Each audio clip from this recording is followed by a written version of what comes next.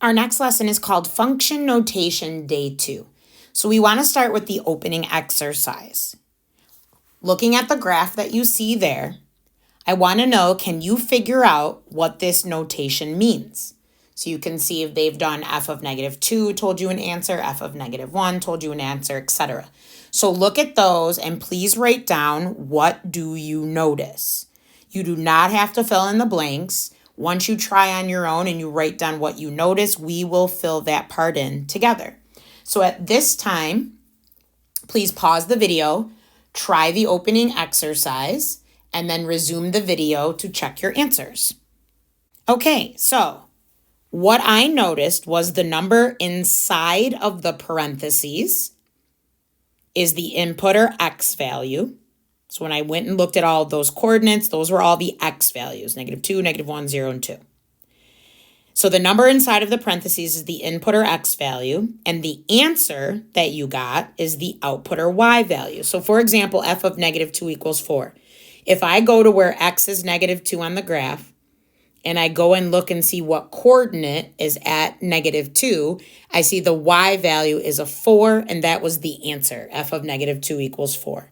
Similarly for f of 0, if I find the x value of 0 and I look at the coordinate there, the y value of that coordinate is 3.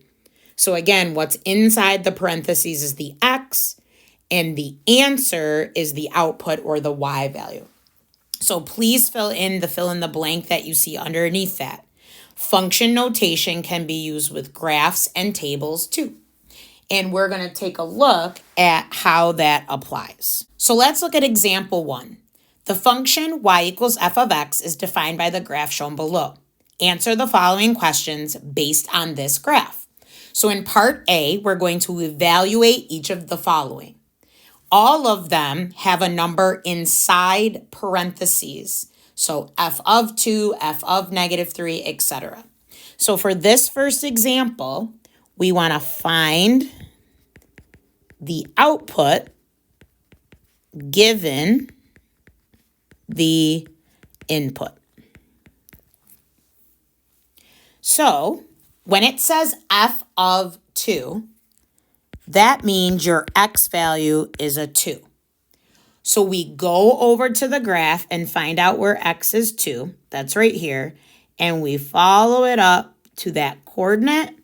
And we see that when the x value is 2, we have a y value of 9. So the answer to f of 2 is 9.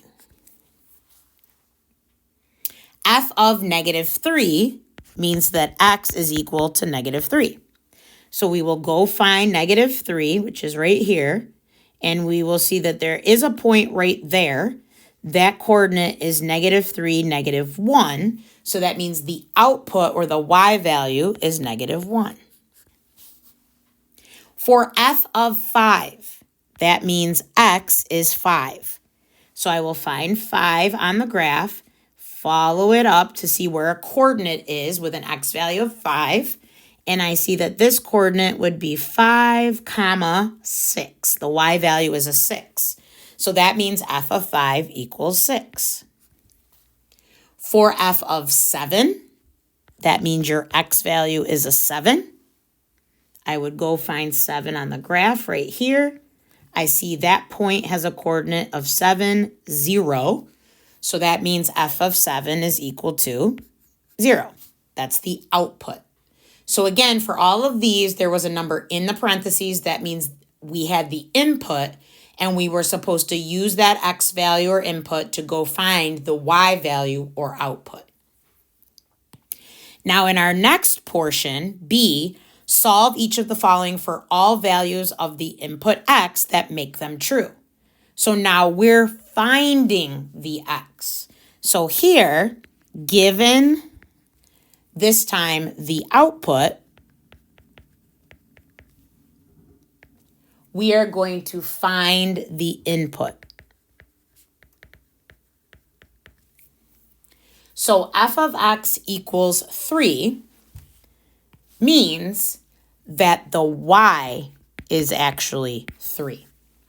So I have to go find y value of 3, which is right here, And if I take a look across, there's actually a point right here, and there's a point right here.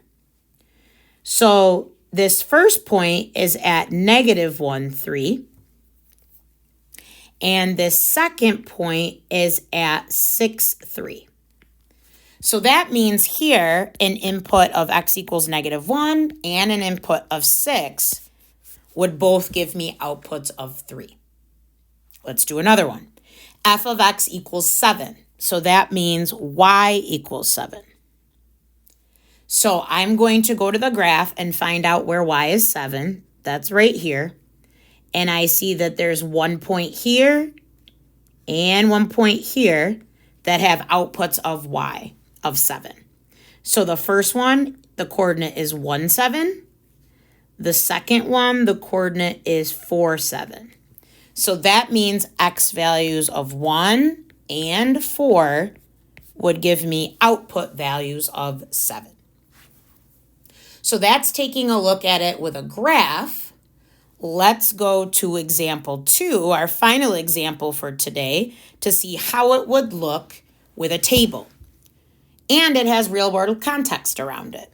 So it says boiling water at 212 degrees Fahrenheit is left in a room that is at 65 degrees Fahrenheit.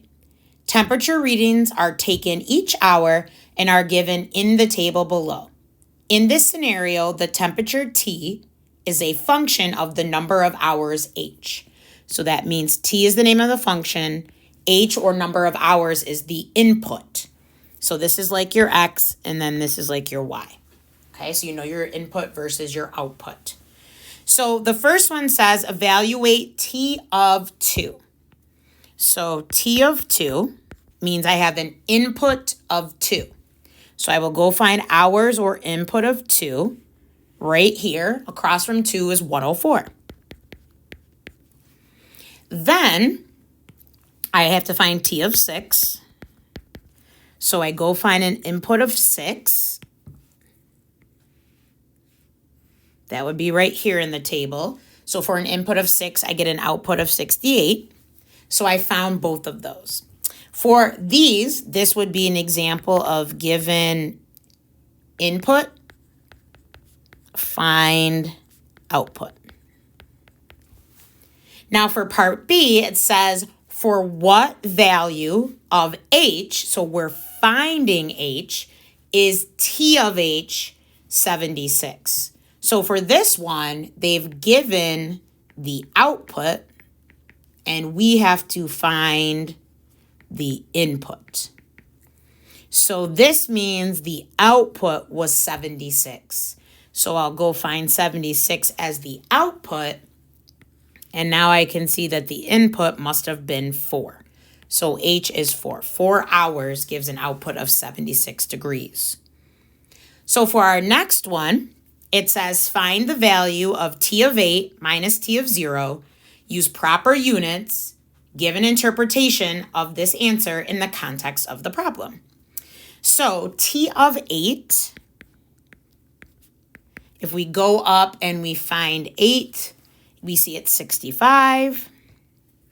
T of 0, we go find 0, we see it's 212.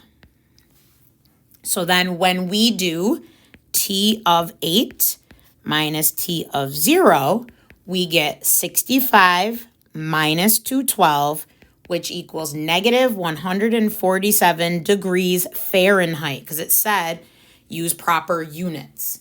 So our output would be negative 47 degrees Fahrenheit. So then it says give an interpretation of this answer in context. So this is about temperature, and it's talking about what's happened over time, and we have a negative in front of it. So that means the water cools because of the subtraction sign, right? 147 degrees after it sits in the room for, and let's take a look. We talked about hour 8 to hour 0. So that would be the course of 8 full hours. So after it sits in the room for 8 hours. So now not only have we evaluated this using a table, but because it's got a real world context, we have to explain what these numbers mean. And so that concludes our lesson on function notation day 2.